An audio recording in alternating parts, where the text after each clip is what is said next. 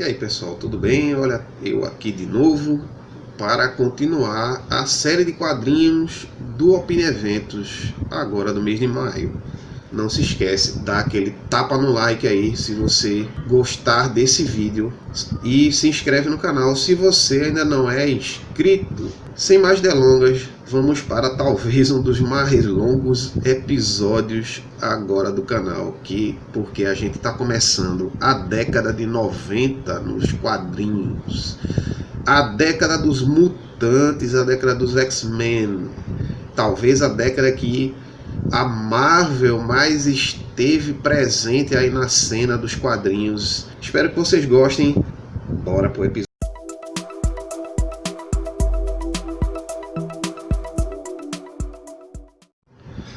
E começamos a década de 90, né? Então se prepara, porque esse episódio vai de 1990 até 1995. É coisa pra caramba, minha gente. Em 5 anos aconteceu muita coisa, então vamos lá, fica comigo, hein? Em 1990, no mês de março, a Marvel publica a graphic novel Elektra Vive, Elektra Lives Again no original, em que relata a história do retorno da ninja assassina Elektra após sua morte pelas mãos do vilão mercenário. Elektra Vive tem arte e roteiro de Frank Miller, claro, né, o seu criador, o mestre Frank Miller, e é uma coprodução com colorização de Lynn Varley, a então esposa do autor. A graphic novel ganhou o prêmio Will Eisner em 1991 como melhor graphic album.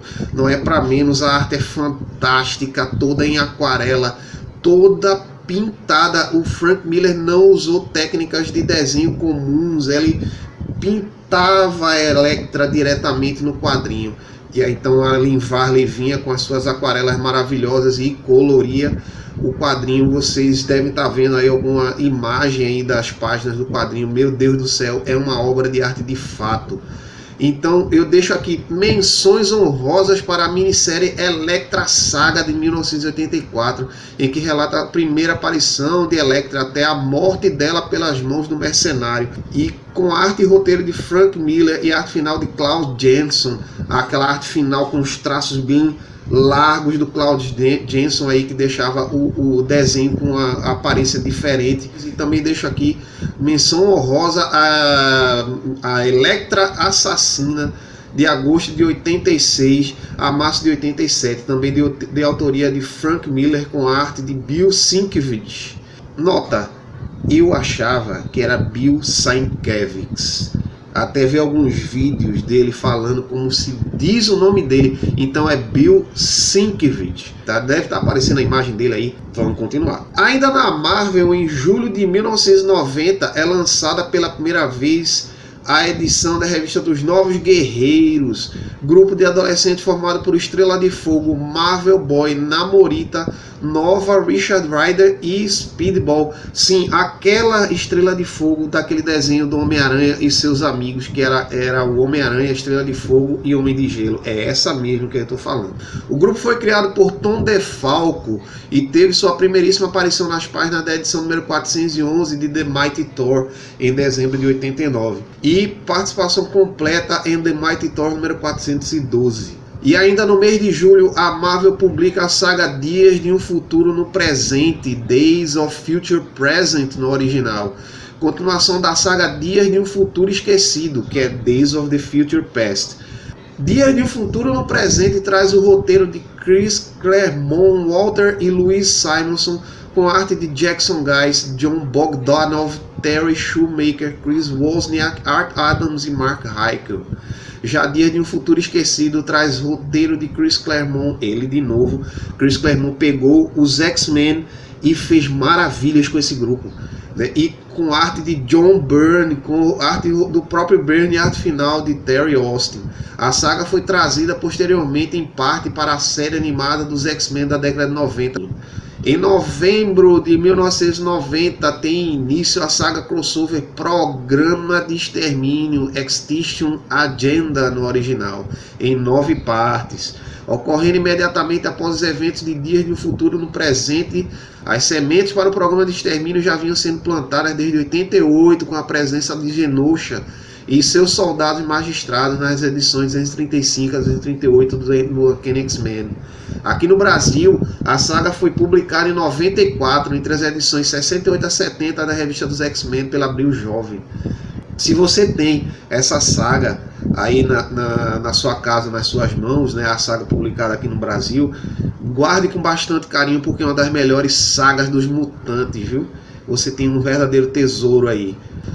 Em dezembro de 1990, a DC Comics publica a minissérie em 4 edições, Livros da Magia, The Books of Magic no original, de autoria do mago Neil Gaiman. Olha Neil Gaiman aí de novo, voltando às páginas da DC. Livros da Magia é uma das obras que antecederam a criação da linha editorial Vértigo na DC. Conta a história de como 4 dos maiores magos da DC se juntam e ajudam o jovem Tim Hunter, um garoto de 13 anos que descobre ter potencial para se tornar o maior mago da era moderna. Durante a minissérie, Tim Hunter é acompanhado por 4 dos grandes místicos da DC, Vingador Fantasma, John Constantine, Doutor Oculto e Mr. Eel, e visita lugares incríveis como o Reino das Fadas, da obra Sonhos de uma Noite de Verão, de Shakespeare, o Mundo de Cristal, da Princesa Ametista, Skartaris, de Travis Morgan no Guerreiro, e a Camelot do Rei Arthur, onde está o mesmo mago Merlin, que acorda o demônio Etrigan. E vamos para 1991, publicada a edição número 98 de New Mutants, trazendo a estreia de Deadpool, Dominó e Gedeão, criação dos quadrinistas Rob Liefeld e Fabian Nicieza. Então, se você se perguntava onde é que o Deadpool surgiu, foi nessa edição aí.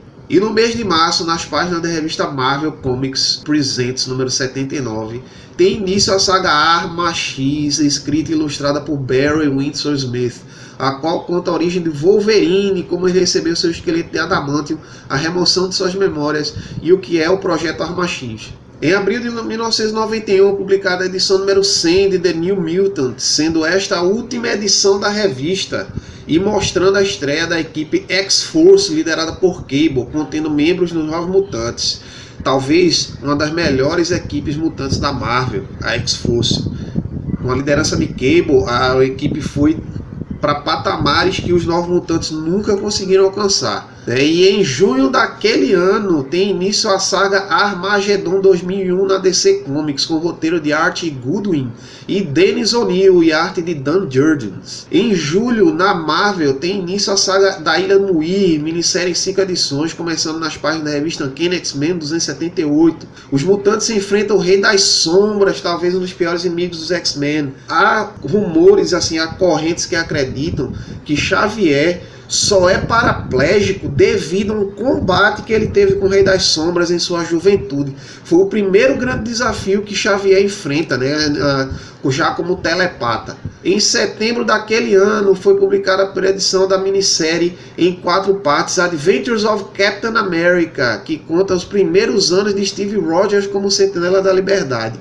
E em dezembro de 91 é revelado em Incredible Hulk 388 que Jim Wilson, amigo de Bruce Banner, é HIV positivo. O personagem posteriormente sucumbiria a uma pneumonia decorrente de complicações com a AIDS. É o primeiro personagem em histórias e quadrinhos a admitir ser portador do vírus da HIV. É a primeira vez em que os quadrinhos abordam, o tema da AIDS. Aí foi uma controvérsia na época, por mostrar às crianças, aos jovens, tão abertamente os problemas com a doença, com a AIDS. E vamos para 1992. Em março de 92, na edição 475 de Batman, estreia a personagem Renée Montoya, policial do Departamento de Polícia de Gotham City. Anos depois se tornaria a heroína Questão, substituindo Vic Sage, o Questão original, falecido vítima de um câncer. É a segunda vez em que os quadrinhos abordam a morte devido ao câncer, a doença do câncer. Primeiramente foi Capitão Marvel, da Marvel, lá em 1981, foi o Capitão Marvel morto por causa de um câncer. E agora novamente vem a doença novamente vem fazer uma vítima nos quadrinhos, que é Vic Sage, o primeiro Questão. Ainda em março, a Marvel lança Spider-Man 2099 número 1, dando início ao universo Marvel 2099. Né? Foi aí um projeto da Marvel em mostrar o universo Marvel assim, mais de 100 anos no futuro. E em abril de 92, Cletus Cassidy se torna definitivamente o vilão carnificina nas páginas de The Amazing Spider-Man 361. Em junho de 92, tem início a minissérie em 6 edições, Guerra Infinita.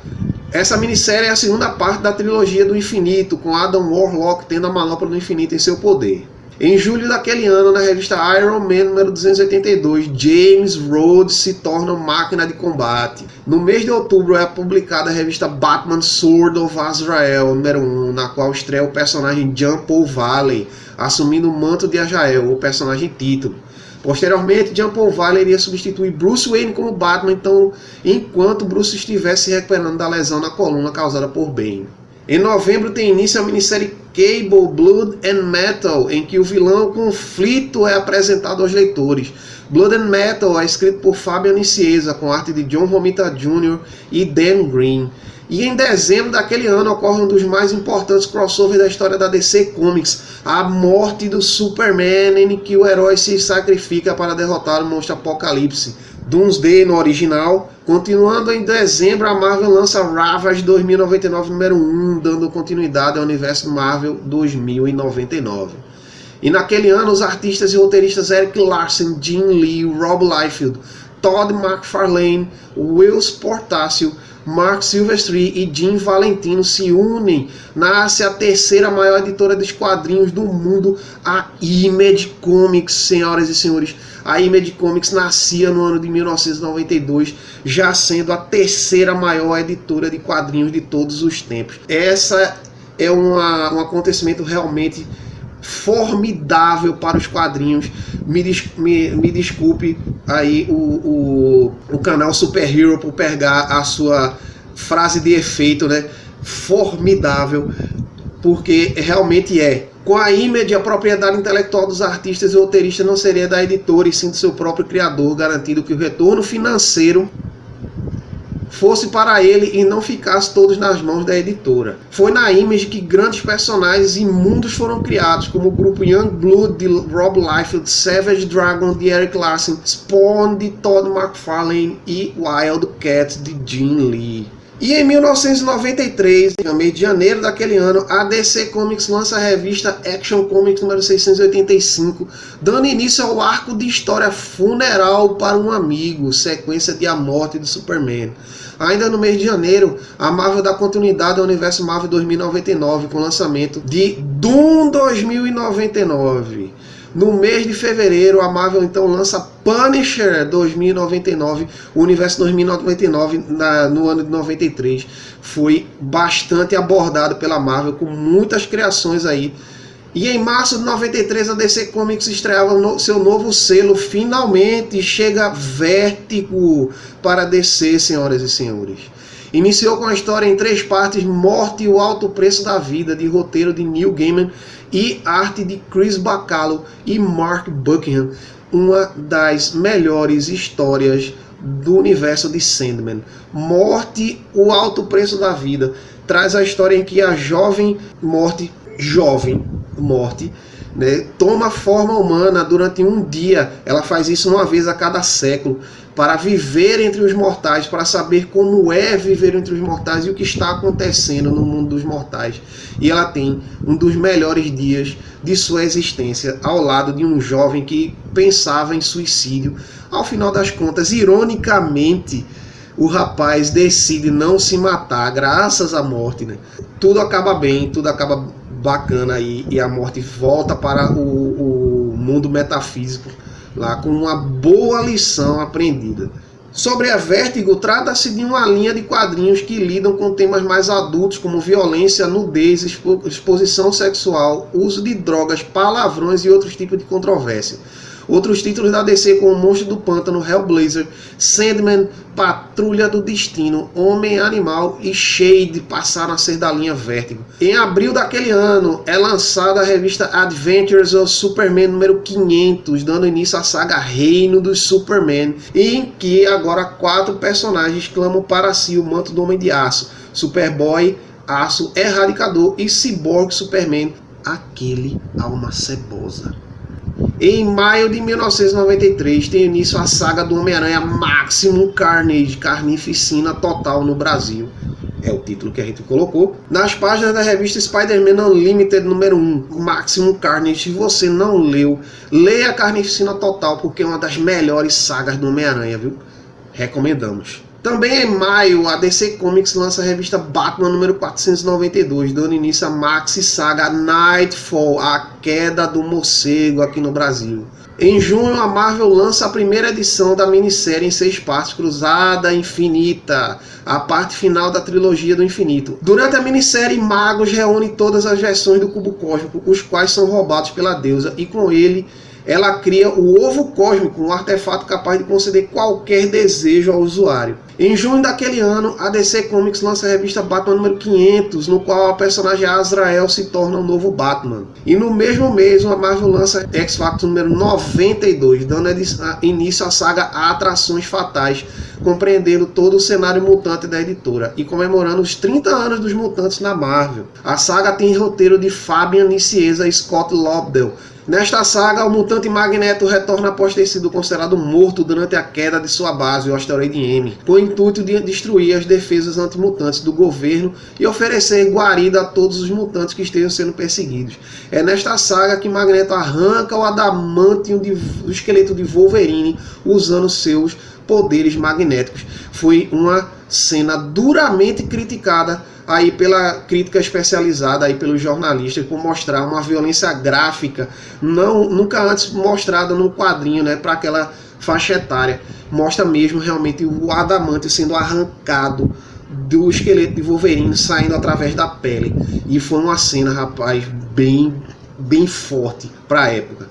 Em agosto de 1993, a Marvel lança Deadpool número 1. O mercenário Tagarela ganha sua primeira revista em agosto daquele ano. No mesmo mês é publicada a revista Daredevil número 319, dando início à saga Fall from Grace, que ficou caindo em desgraça no Brasil. Uma das melhores sagas aí do Demolidor. Recomendamos a leitura. E em outubro, a DC Comics publica a revista Batman número 500, ainda parte da maxi saga A Queda do Morcego. Edição esta que traz a icônica batalha entre Batman e Bane, em que o vilão quebra a coluna do Homem-Morcego. Outra cena que foi muito criticada aí pelos jornalistas devido à sua violência, né? Pois realmente mostra o Bane quebrando as costas do morcego aí com bastante violência gráfica. Realmente foi uma cena forte, né? Para quem viu, não esperava ver o Batman naquela situação, né? Em novembro é lançada pela Marvel a revista Avengers número 368, dando início à saga em 5 partes Blood Ties, Laços de Sangue no Brasil, consequência direta da saga Atrações Fatais. Já em dezembro, o maioral da DC Comics, Lobo, estreia em sua revista própria, a Lobo número 1. A gente chegou ao final desse bloco, me aguarda no próximo. Fica comigo.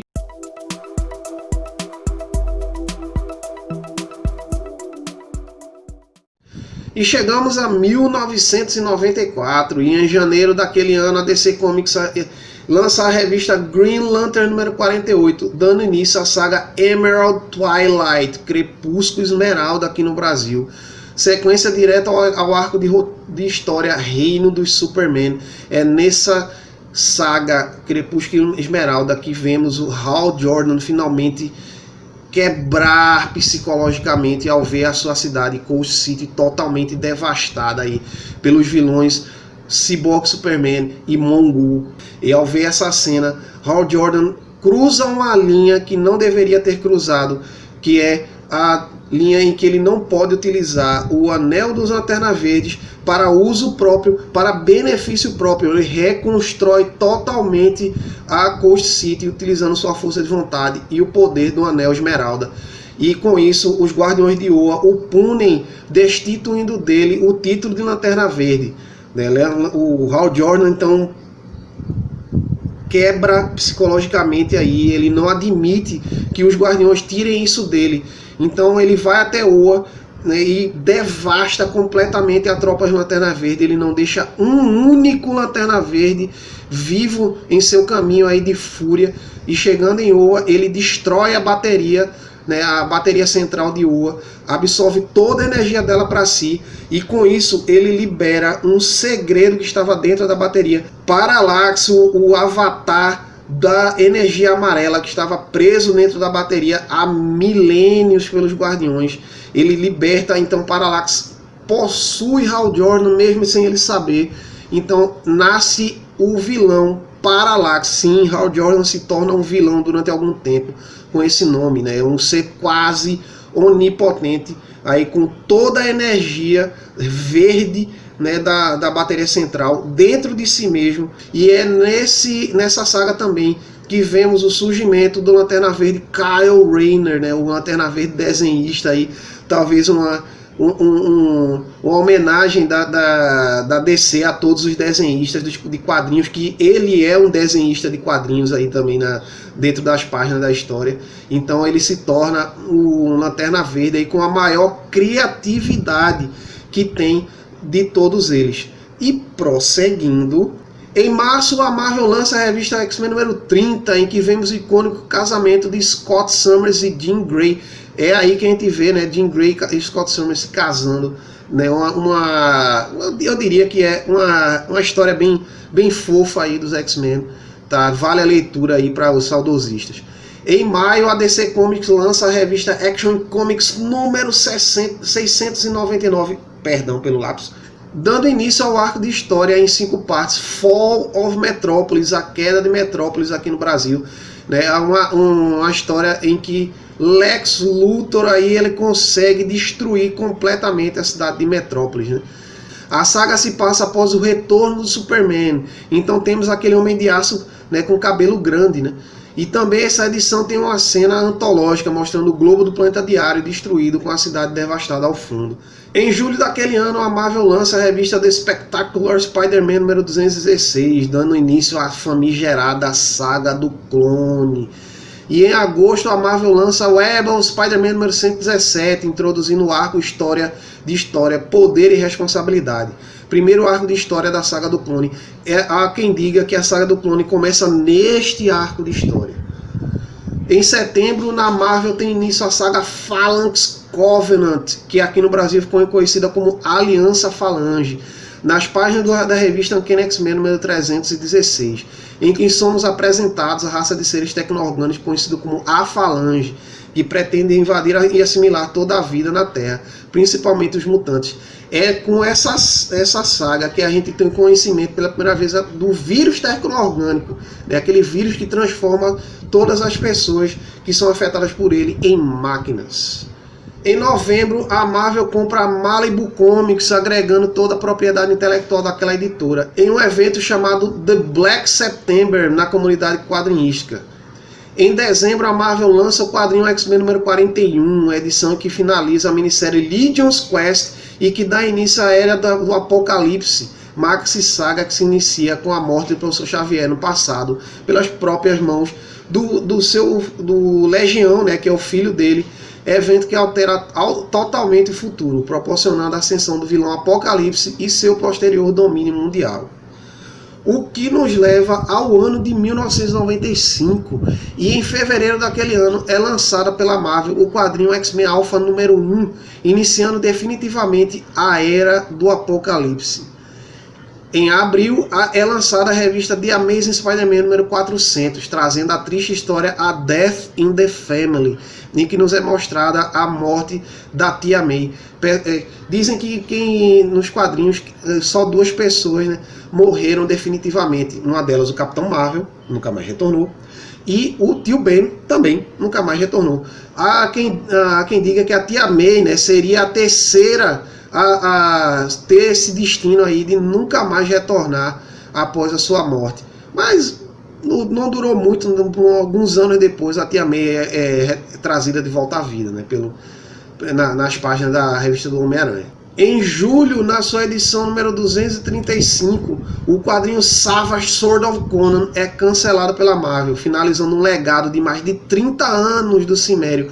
Esse quadrinho ficou na história, né? Ele não voltou mais, né? O Savage Sword of Conan não foi mais publicado, e as histórias foram compiladas aí em antologias aí lançadas posteriormente pela Marvel. E a Marvel também cancela todos os 3 quadrinhos do Justiceiro, The Punisher War Journal e The Punisher Warzone, devido às baixas vendagens. É outro quadrinho que não retornou mais.